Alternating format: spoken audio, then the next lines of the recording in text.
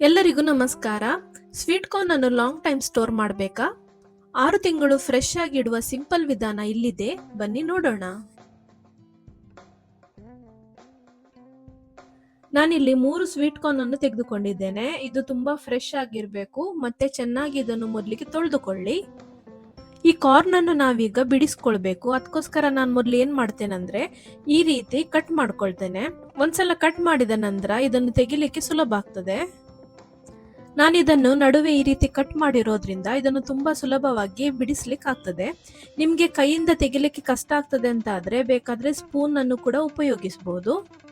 Season ನಲ್ಲಿ ಯಾವಾಗ ಇದರ ರೇಟ್ ಕಡಿಮೆ ಇರುತ್ತೋ ಆವಾಗ ಜಾಸ್ತಿ ಕೊಂಡ್ಕೊಂಡು ನೀವು ಇದನ್ನು ಸ್ಟೋರ್ ಮಾಡ್ಕೊಳ್ಬಹುದು. ಈ ಎಲ್ಲಾ ಸ್ವೀಟ್ ಕಾರ್ನ್ ಅನ್ನು ಬಿಡಿಸ್ಕೊಂಡ ನಂತರ ಒಂದು ಬಟ್ಟಲಿಗೆ ಹಾಕೊಳ್ತೇನೆ.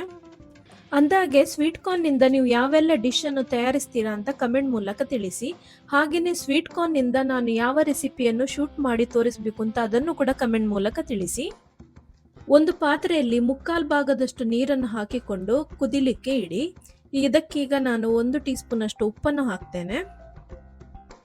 ಉಪ್ಪಿನ ಜೊತೆಗೆ 2 ಟೀ ಸ್ಪೂನ್ ಅಷ್ಟು ಸಕ್ಕರೆಯನ್ನು ಕೂಡ ಹಾಕಿ ನಂತರ ನಾವು ಪೀಲ್ ಮಾಡಿಟ್ಟುಕೊಂಡ ಕಾರ್ನ್ ಅನ್ನು ಇದಕ್ಕೆ ಹಾಕಬೇಕು.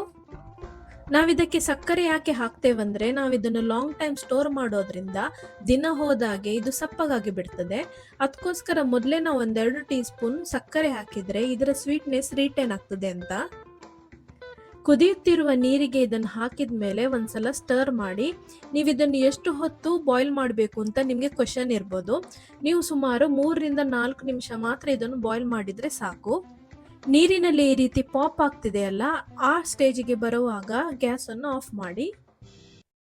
ಇದನ್ನು ಕೂಡಲೇ ತೆಗೆದು ತಣ್ಣೀರಿಗೆ ವರ್ಗಾಯಿಸಬೇಕು. ನಾನು ಆಲ್ರೆಡಿ ಒಂದು ಪಾತ್ರೆಯಲ್ಲಿ ನೀರು, ಐಸ್ ಕ್ಯೂಬ್ಸ್ ಎಲ್ಲ ಹಾಕಿ ಇಟ್ಟಿದ್ದೆ. ಇದು ಇನ್ನು ಜಾಸ್ತಿ ಬೇಯೋದು ಬೇಡ ಅಂತ ನಾವು ಐಸ್ ಕೋಲ್ಡ್ ನೀರಿಗೆ ಹಾಕ್ತೇವೆ.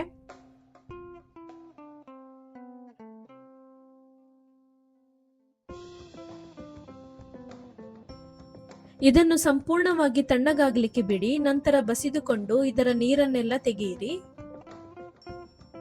ಇದರ ನೆಕ್ಸ್ಟ್ ಸ್ಟೆಪ್ ಏನಂದ್ರೆ ಒಂದು ಕಾಟನ್ ಬಟ್ಟೆಯಲ್ಲಿ ಈ ರೀತಿ ಚೆನ್ನಾಗಿ ಹರಡ್ಕೊಳ್ಬೇಕು. ಒಂದು 30 ನಿಮಿಷ ನೀವು ಈ ರೀತಿ ಹರಡ್ಕೊಂಡ್ರೆ ಸಾಕು. ಫ್ಯಾನಿನ ಅಡಿ ಕೂಡ ನೀವು ಇಡಬಹುದು ಅಥವಾ ನ್ಯಾಚುರಲ್ ಆಗಿ ಡ್ರೈ ಆಗ್ಲಿಕ್ಕೂ ಬಿಡಬಹುದು. ಇದರ ಮಾಯಿಶ್ಚರ್ ಎಲ್ಲ ಹೋದ ನಂತರ ಒಂದು ಜಿಪ್ ಲಾಕ್ ಕವರ್ಗೆ ಹಾಕಿ ಅಥವಾ ಏರ್ ಟೈಟ್ ಕಂಟೈನರ್ಗೆ ಹಾಕಿಕೊಂಡು ಸ್ಟೋರ್ ಮಾಡಿ. ನಾನಿಲ್ಲಿ ಒಂದೇ ಪ್ಲಾಸ್ಟಿಕ್ ಕವರ್ ನಲ್ಲಿ ಇದನ್ನು ತುಂಬಿಸಿಕೊಂಡಿದ್ದೇನೆ, ಬಿಕಾಸ್ ನಾವು ತುಂಬಾ ದಿನ ಇದನ್ನು ಇಡೋದಿಲ್ಲ. ನೀವು ಜಾಸ್ತಿ ಕ್ವಾಂಟಿಟಿನಲ್ಲಿ ಸ್ವೀಟ್ ಕಾರ್ನ್ ಅನ್ನು ಸ್ಟೋರ್ ಮಾಡೋದಾದ್ರೆ ಒಂದು 4-5 ವಿವಿಧ ಜಿಪ್ ಲಾಕ್ ಕವರ್ಗೆ ಹಾಕಿಕೊಂಡು ಸ್ಟೋರ್ ಮಾಡಿ. ನಿಮ್ಗೆ ಬೇಕಾದಾಗ ಆ ಒಂದೊಂದೇ ಪೌಚ್ ಅನ್ನು ತೆಗೆದ್ರೆ ಆಯ್ತು.